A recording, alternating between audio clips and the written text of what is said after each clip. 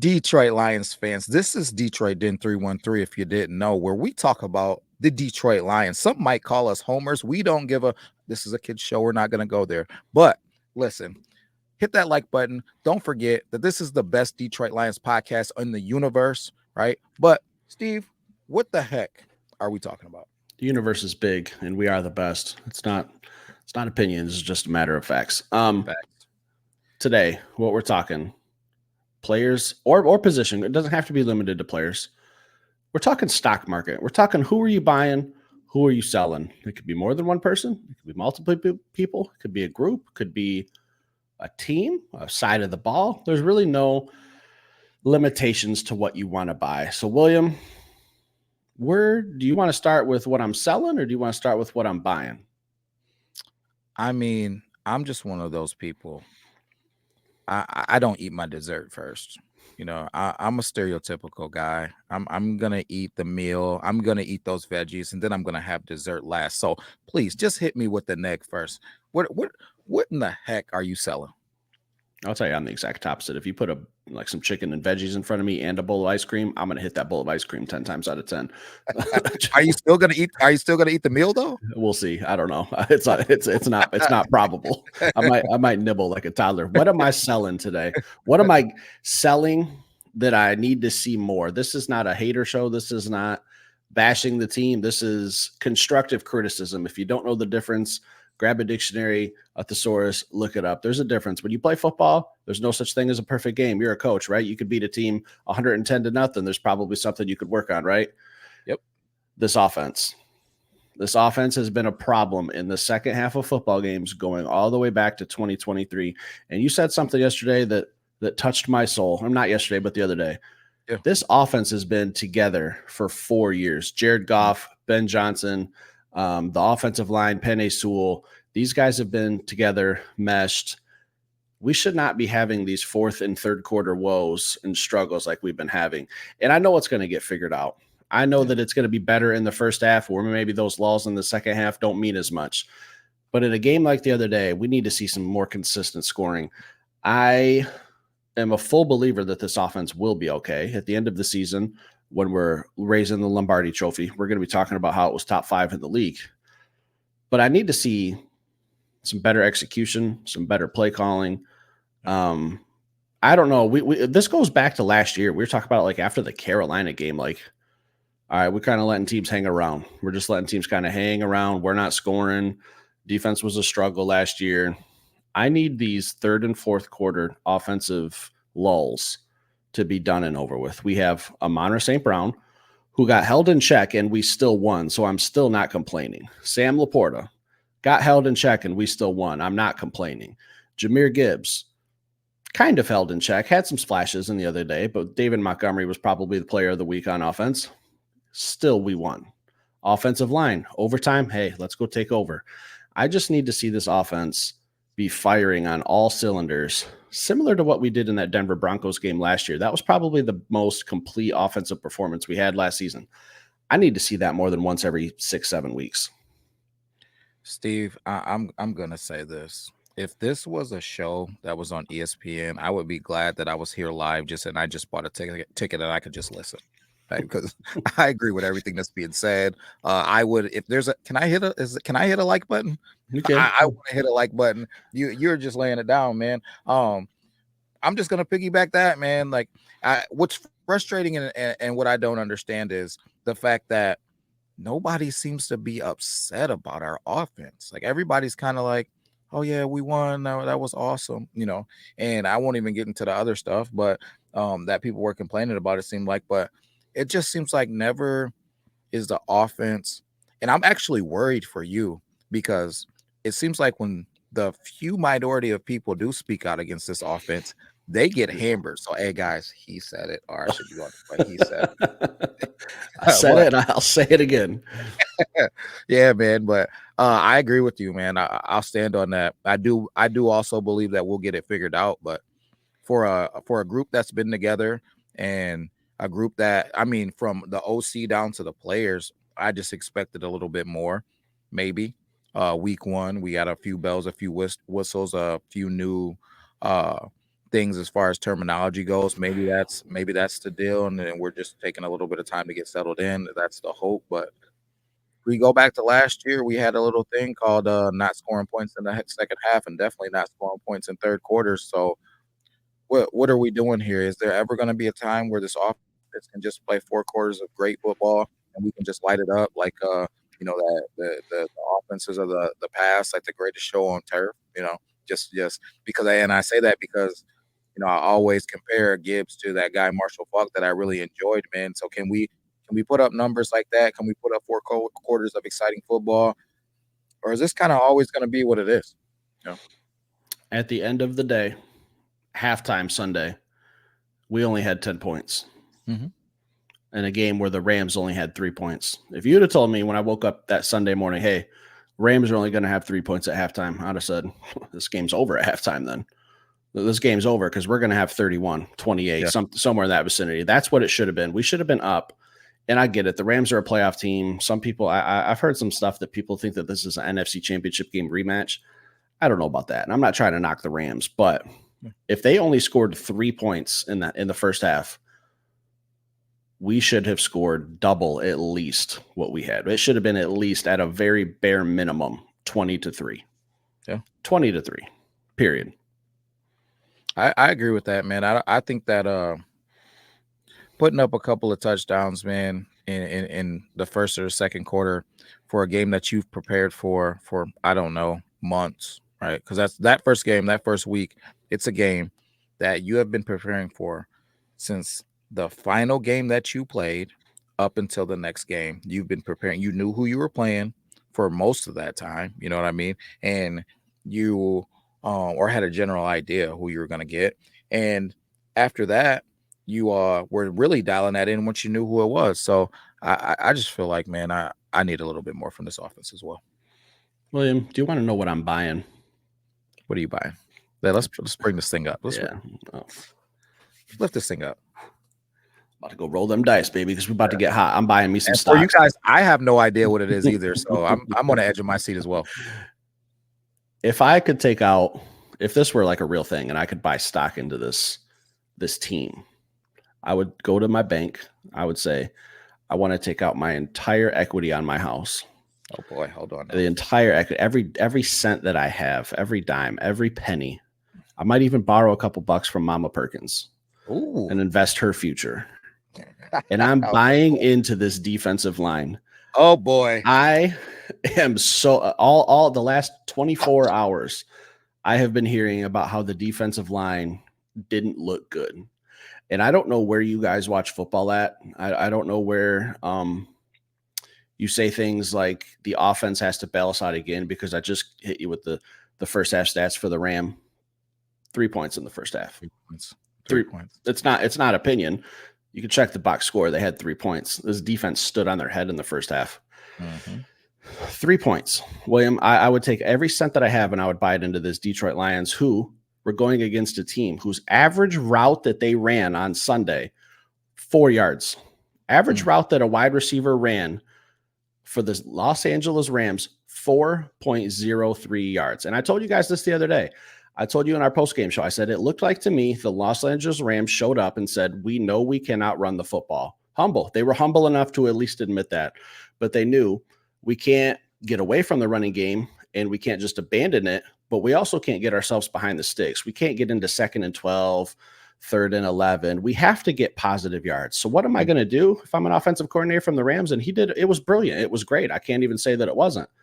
I'm just going to send Cooper Kupp out on 4.03 yard routes. And I'm going to get this thing to 2nd and 6, 3rd and 2. Then I'm going to try to maybe run the ball. Maybe it works, maybe it doesn't. That's how they use the running game. Now let's talk about when Stafford had to hold the ball a little bit longer, a tad bit longer. The number 47.7.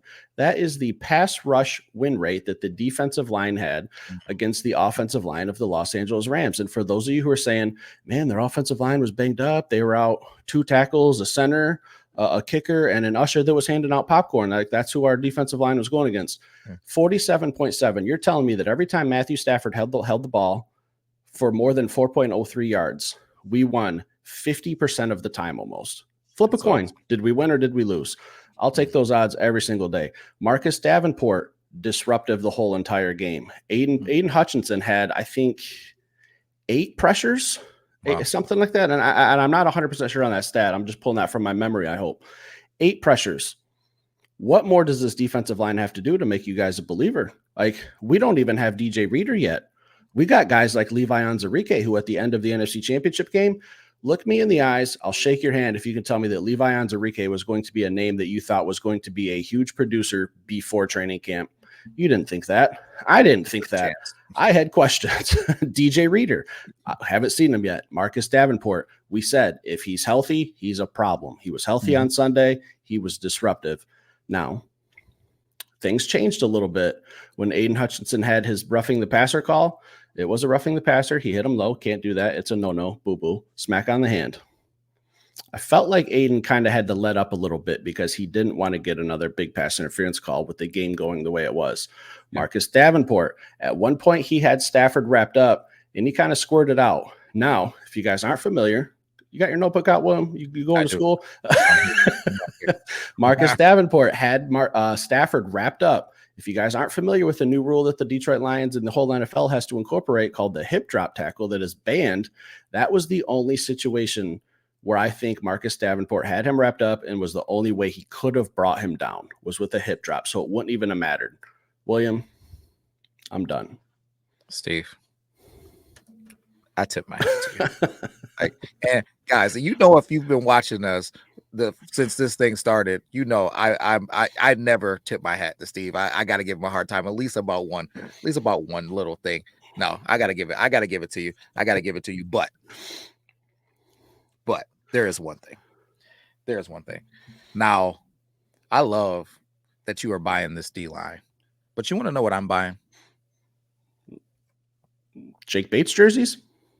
I should, but even more than the Jake Bates jersey, I'm buying this whole entire defense. I want the whole thing. I don't want a piece of cake. I don't want a piece of cake. I don't want a piece of pie. I want the whole thing. I want the whole shebang. People who are hating on AG, I don't understand it. Just like you said, 3 points to Matthew Stafford and this offense that people are just talking about. Kyren Williams, they're talking about Puka Nacua, they're talking about Cooper Kupp. Listen, this new revamped offensive line was supposed to be the greatest thing since sliced bread. We held that thing to 3 points. We bend it, but we darn sure didn't break. Again, we talk about it all the time. If we go into a football game where we only have to score 21 points, we should win. We said 99 out of 100. I think it should be 110 out of 100 games we should win if we got to score 21 points. Not only did this defense do enough, they played a heck of a football game, and I think there's going to be some things that get cleaned up. Terrion Arnold, he was sticky. He played great football, especially for a rookie corner, playing a lot of man-to-man, dealing with playing man-to-man off of motion. Super, super hard. This dude, Cooper Kupp came in motion multiple times, and I was just keying in on it because I just wanted to see how Terrion was going to play. Cooper Kupp come across in motion. Terrion was catching him man-to-man and just playing sticky coverage. And if you heard the press conference after the game, Terrion Arnold said Cooper Kupp came across the sideline and shook his hand and said, "Hey, man, you're one of those ones. You're one of those ones. You're going to be a great football player, man." So, man, listen. Real quick, can I piggyback that real quick? Because I was going to bring that up if you didn't. Yep. I heard the same thing, and what that reminded me of was a few years ago, a guy by the name of Penei Sewell. His very first game, he had to go against Nick Bosa of the San Francisco 49ers. Bosa said the same exact thing about Sewell. Continue, William. Yep, that's perfect, man. So we say it here all the time. It's one thing to come on the podcast, analyze film, and come up with a conclusion to what you saw, right? It's one thing to hear different podcasters, the news, ESPN, analysts talking about players. It's another thing for the actual players that are playing against these guys to sign off on them. When that happens, when a triple crown winner, a potential probably hands down a guy that's going into the Hall of Fame says that a rookie cornerback that we just drafted, that is a baby, right, is going to be one of those ones.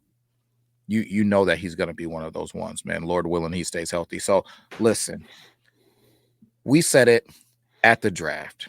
If Terrion Arnold is a lockdown corner, done. It's over. It's over. Carlton Davis, he played some decent football. I'm not going to say it was great. Honestly, when I watched the two of them, I really liked more what I saw out of Terrion Arnold. When I watch Ennis Rakestraw, I like what I see, right? He didn't get a lot of snaps during that football game, but just over the body of work from college, we were somebody that we thought that he might be our first round draft pick, right? So we did a lot of digging on Ennis Rakestraw, me and Steve did. So we knew a lot about that kid before we got him. He played some good football. There was just some question marks about his health, right? Love the football that he plays. Already know about Amik, right? BB, what he can do if you move him away from safety and we got to bring him down a nickel and move Ife Melifonwu back there. This defense is a freaking problem. You got problems that you want to bring to Detroit. We got answers. We got answers. If you want to play big boy football, we can go play big boy football. If you want to play little football, so we got to play sticky and cover 4 or 5 receivers, and you want to throw the football around, we got answers for that. When Terrion Arnold went in, there was no worries. Ennis Rakestraw just came in to play, gave us a couple solid reps till he got back out there. I'm watching Amik run on and off to the field, right? BB's back in the secondary doing his thing. If we ever need to bring him up, we can, man. DJ Reader wasn't even on the field. He wasn't even on the field yet. This anchor of the defense doesn't even put pads on yet. Listen, I am ready to. You said, do I got to sell the house to buy into this stock? What am I doing? Babe, we're selling. We're selling. I'm ready to go, Steve. I want the whole defense. I believe that this defense is going to be an absolute problem, man. I'm super excited to see how this thing unfolds. And I feel bad for Tampa Bay coming to town this week. You know what else? Like a little small thing, like intangible. Like now that the show is like over, we'll just kind of wrap it up with a little fun talk. Yeah. Do you think Matthew Stafford didn't give his absolute best? That was his best game in a long time. He was very efficient, very accurate.